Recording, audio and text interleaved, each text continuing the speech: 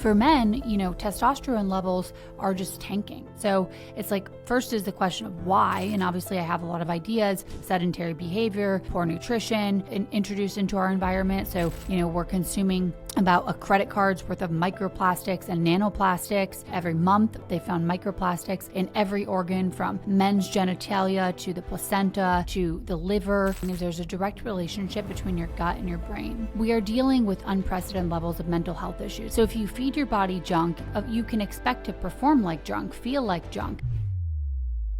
But the thing about chronic conditions, specifically here in the US, is that doesn't happen overnight. That's the product of the last decade of your life. Waiting for someone to come and fix the food system for you is not going to help you right now, and it's not going to help you in your future, and it's not going to help you reduce the risk of chronic disease.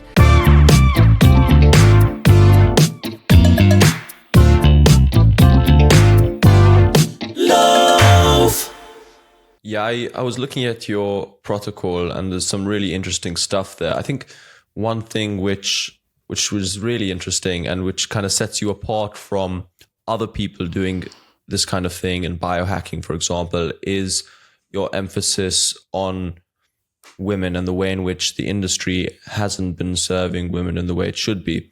So I was wondering, first of all, if you could outline the differences in the ways that men and women should be taking care of themselves as a foundational point. Yeah, absolutely. So this is an area that I'm very excited about. Obviously, I am a woman. I've been doing all of this health optimization, longevity, biohacking stuff from a woman's standpoint. So I know what has worked for me, but unfortunately, we actually don't have a ton of research to say, here are the stark differences. We obviously know there's massive differences in hormones, and women experience perimenopause and menopause, where this is something that men don't go through at all. And obviously pregnancy, but women weren't required to be included in studies until about 1993. It could be 1996, 1993, and between 1993 and 1996, women were not required to be included in research. So we don't have a lot of hard data on differences in terms of nuance. I think that nutrition, sleep, we do know that women need a little bit more sleep. There are ways that you can eat to kind of support your cycle. But I think the bedrock of health, like nutrition, sleep, movement, is pretty universal. There was an interesting study that came out that gave some insight as to exercise differences in women. And it was looking at moderate aerobic exercise. And interestingly enough, to get the same cardiovascular benefits, women actually could work out about half as much as men, but that's only related to medium aerobic exercise. When it came to strength training or HIIT, it was much more similar in terms of those metrics, but it's something that I'm really committed to. And later this year, I intend on launching basically a fund to start raising some capital to do human female studies. I've already had a couple of female PhD candidates index the female literature so that we know where the biggest holes are, and then we can go in and help to support some of that research, so we just have better answers. Because right now, outside of, menopause, hormones, we don't have a lot of solid literature on the differences between men and women optimization. And so you mentioned they've indexed it, so you already have a rough idea of where the gaps are. Could you maybe give us an idea of what's maybe missing in terms of research for women? So everything, truly. Everything needs to be addressed in a more significant way. Even the basics, like most popular things, right? Cold therapy, sauna therapy. We don't have a lot of research on just women, and it's been more difficult to do studies on women because of our cycles, because of the ability to get pregnant. But now I believe with things like the Oura Ring and companies like even Natural Cycles. So I use the Oura Ring and Natural Cycles to track my cycle. And so anyone that is using this technology that's a woman could be a great candidate to sign up for one of these studies, because it's very clear where you're at in your cycle. You could always do, blood testing and things of that nature and figure it out also. this is a really easy way. So I'm excited to see what we can do later this year, but there are definitely many holes. So I am very excited to help contribute in this area. Mm-hmm.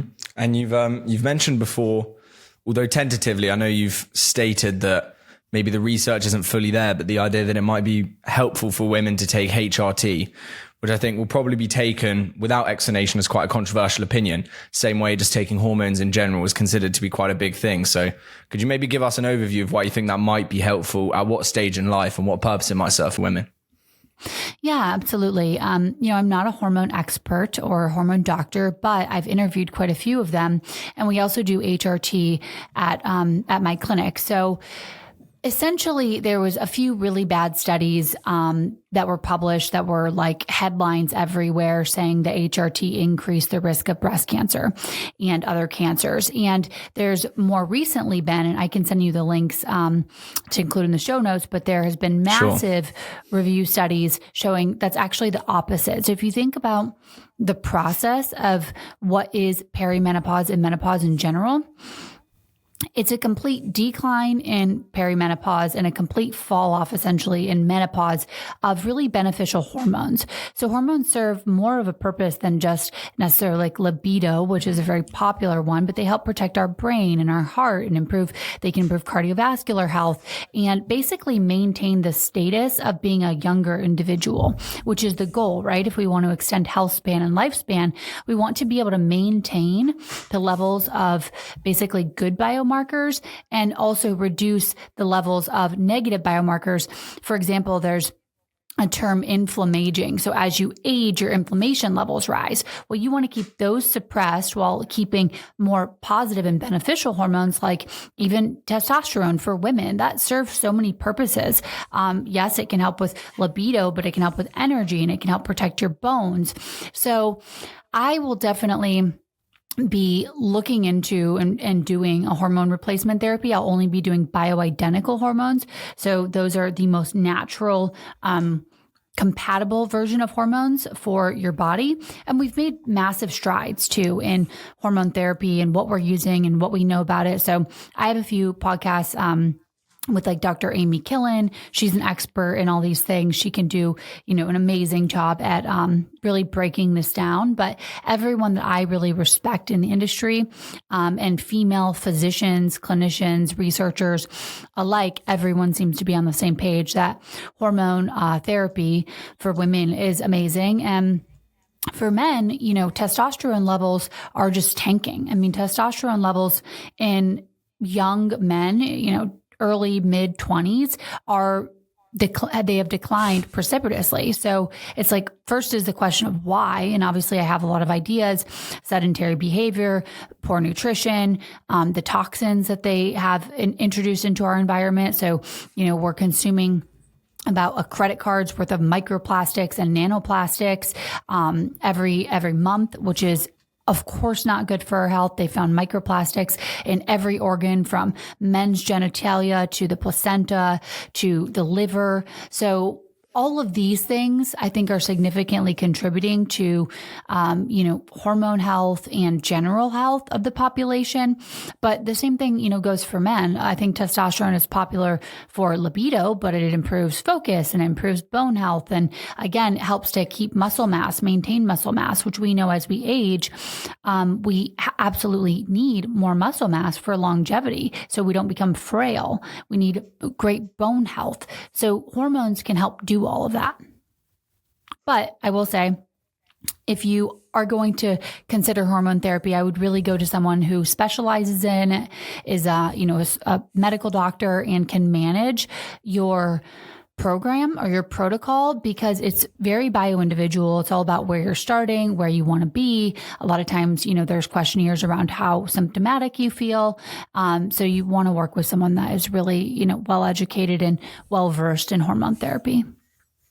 Yeah, I just wanted to pick on something you mentioned, because while I definitely agree that microplastics are not good, I was wondering what the research says about testosterone. I'm not sure how much you know about it, but testosterone being reduced nowadays and how much link it actually has. Because I often feel like a lot of the stuff isn't quite research. So some of it is guesswork, if you know what I mean.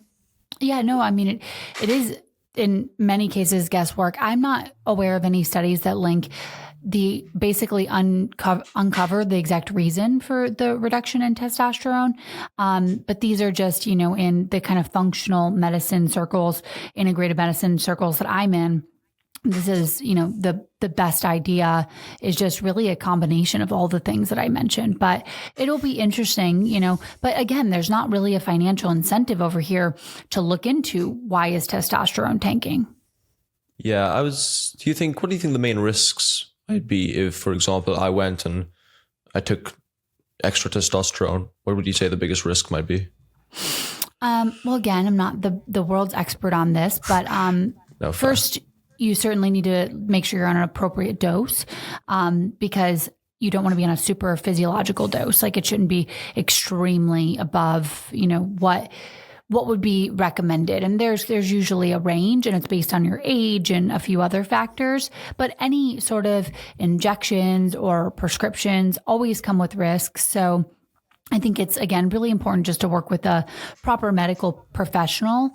And also when you're on testosterone, like for an example, when I met my husband, he was on a very small dose, like half of the smallest dose that he was prescribed of testosterone, but I want to have children. So when you're on testosterone, especially for an extended period of time, it can be difficult or impossible to, have children. Not to say that they can't bounce back after getting off testosterone, but when it comes to family planning, I think people that haven't had children yet that want to should take that into consideration. Do you want to frolic freely at the beach, hairless both upstairs and downstairs? Tired of being left bloody, stumbling and alone because of a bad razor? Then you know what to do. Get yourself a Manscaped. With the new Beard and Balls bundle, you can stay fresh all over. Use the discount code LOW for 20% off now. Hey guys, I hope you enjoyed that short clip of our episode with Kayla Barnes. If you want to see the full thing, you can click right here. Please like and subscribe as well, because it really helps the channel, and we got loads more content just like this coming. See you guys next time.